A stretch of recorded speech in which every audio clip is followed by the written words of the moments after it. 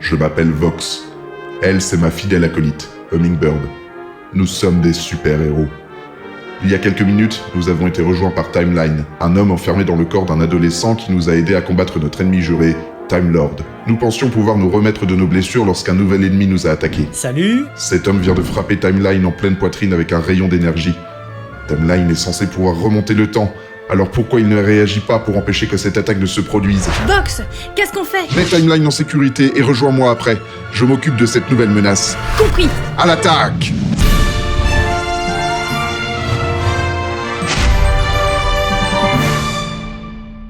La collection Eagle Moss regroupe les grands récits de l'univers DC. Et comme The Killing Joke est un grand mais néanmoins court récit, une histoire de complément a été ajoutée à sa suite, Joker, de Brian Azzarello et Lee Bermejo, daté de 2008. 2008. Barack Obama est élu président des États-Unis. Yes, we can. On écoutait Viva la Vida de Coldplay à la radio. Et au cinéma sortait Hancock, The Dark Knight et Bienvenue chez les Ch'tis avec le formidable Heath Ledger pour interpréter le facteur du Nord qui... je parle bien de The Dark Knight avec le formidable Heath Ledger qui interprète le clown prince du crime plus fou et sociopathe que jamais. Le film est sorti en juillet aux États-Unis et les étalages des comic shops ont accueilli en novembre de la même année le récit écrit par Azzarello et illustré par Bermejo, Joker. Le design réaliste de l'illustrateur est évocateur, et l'esprit film noir développé par le scénariste ne l'est pas moins. Le comic book fait bien écho au film de Christopher Nolan. Mais attention, même s'il en reprend certains codes, Joker se trouve bien en dehors de la continuité du film de Nolan. En évitant de spoiler le film ou le récit, je dirais simplement que certains personnages dont le sort est scellé à la fin du film se retrouvent tout de même impliqués dans le bouquin. Celui qui se retourne est un abruti. Vous êtes nul. Mais toi, t'es encore plus nul. L'histoire est également en dehors de toute continuité des comics. Joker est bien un stand-alone que l'on peut déguster sans se soucier d'avoir vu ou lu autre chose avant. Le pitch est simple. Une fois de plus, le Joker est libéré de l'asile d'Arkham et cherche à reprendre ses droits sur Gotham City. Mais là où le Brian d'Azzarello, ou plutôt le brio d'Azzarello s'illustre, c'est dans la façon de traiter ce récit et son personnage. On peut en effet y lire beaucoup de voix off. Mais ce ne sont pas celles du Joker ou du Batman. L'homme chauve-souris brille d'ailleurs par son absence. Même si Joker est un récit centré sur son personnage éponyme, nous suivons l'action via les pensées de Johnny Frost, un petit truand ambitieux qui veut s'allier au Joker pour en apprendre plus sur la vie de gangster à Gotham. Mais est-ce que s'allier au Joker est la meilleure façon de s'imposer dans la hiérarchie criminelle sans perdre pied?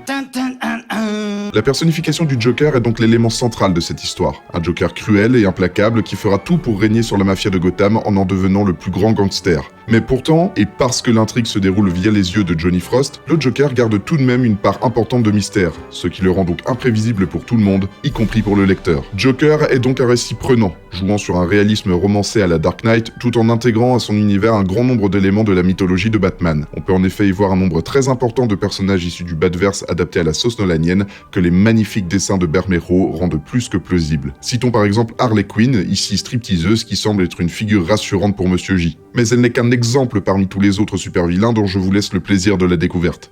Ma couille. Quoi? Celui qui se retourne a une sale gueule. T'as perdu. Joker a donc été un succès critique et commercial, et pas seulement parce qu'il surfait sur l'engouement du film de Nolan, mais bien parce qu'il est un récit unique, puissant et haletant. Mais, attendez, un Joker qui ne veut pas dépasser la mafia, mais régner sur elle. Un Joker certes maquillé à la truelle, mais pourtant un tantinet bling-bling, une Harley Quinn stripteaseuse dont le Joker semble dépendant. Mais oui, il s'agit bien du Joker de Jared Leto dans le corps du Joker de Heath Ledger. Plus sérieusement, on peut tout à fait critiquer la qualité du film de David Ayer qui souffre de nombreux défauts, mais j'ai un peu plus de mal avec le bashing d'un Joker bling-bling qui, même s'il est poussé à l'extrême dans Suicide Squad, a de nombreuses similitudes avec le criminel dépeint dans Joker. Comme souvent, je ne vois pas en quoi cette version du Joker serait moins valable que celle de Nolan, de Burton, de Moore ou d'Azzarello et Bermejo. Cette dernière est bien une relecture du personnage faite avant celle de David Ayer et qui, elle, a conquis le public. À l'attaque! Non mais attendez, aïe! Il m'a pété le nez, ce con! Ça t'apprendra à jouer les mécréants. Mécréants! Non mais attendez, tu m'as même pas laissé le temps de... Maintenant parle! Pourquoi nous as-tu attaqués, hein? Mais Aïe! Tu vas parler, oui? Mais c'est exactement ce que j'essaie de faire depuis tout à l'heure! Oh, d'accord. Excuse-moi. Vas-y, parle. Ok, alors... Salut, je m'appelle...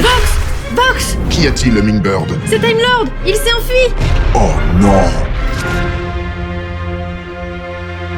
Merci à tous d'avoir regardé cette vidéo. N'hésitez pas à encourager mon travail de super-héros en mettant un pouce en l'air, en partageant la chronique ou en visitant mon Tipeee. Tous les liens sont disponibles en description de cette vidéo. Je m'appelle Vox et vous pouvez me retrouver via les réseaux sociaux de V pour Valentin, mon community manager. Je suis également présent sur le site lescomics.fr avec plein de chroniqueurs tous plus sympathiques les uns que les autres. Il est maintenant l'heure d'aller combattre le crime qui a cette fois pris la forme d'un drôle de bonhomme tout vert. Ou peut-être pas en fait, je n'en suis pas sûr finalement. À très bientôt pour un nouvel épisode de Discutons Comics.